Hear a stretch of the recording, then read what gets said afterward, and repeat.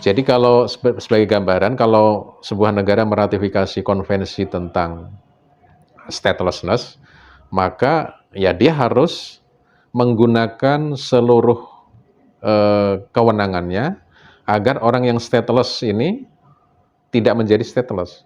Misalnya dijadikan warga negaranya. Nah, sedangkan kita sendiri ya, sebagai negara yang terus membangun ya, kita punya tantangan-tantangan tersendiri, maka dianggap bahwa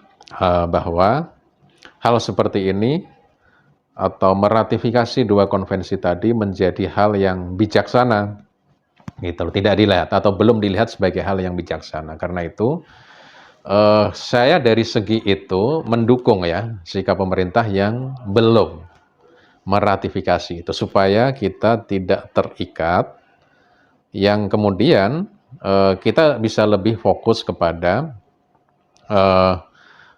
pemberdayaan warga negara kita sendiri. Karena kita kalau tidak meratifikasi, kita bebas dari kewajiban-kewajiban itu. Nah, tapi walaupun demikian, sebenarnya secara diplomatik kita ini sudah cukup baik, sudah cukup kooperatif menerima pengungsi-pengungsi yang saya sebutkan tadi ya. Misalnya di Sumatera itu mulai di Aceh, kemudian di Padang, dan beberapa kota lain, itu kan menerima mereka ya dengan lapang dada gitu ya. Walaupun dia bukan warga negara kita. Jadi sebenarnya kita sudah memperlakukan dengan cukup baik. Kedepannya bagaimana?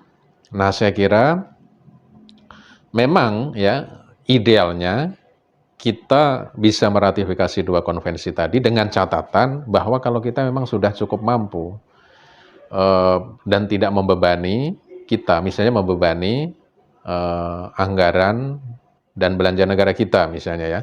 Karena seperti diketahui kalau kita menerima mereka, lalu misalnya karena kita meratifikasi konvensi anti stateless ya, maka kita punya kewajiban-kewajiban tertentu, padahal ya kita punya tantangan-tantangan tersendiri seperti yang saya sebutkan tadi, bahwa masih banyak warga negara kita sendiri yang kebutuhan-kebutuhan dasarnya belum dipenuhi. Jadi saya kira itu pendapat saya.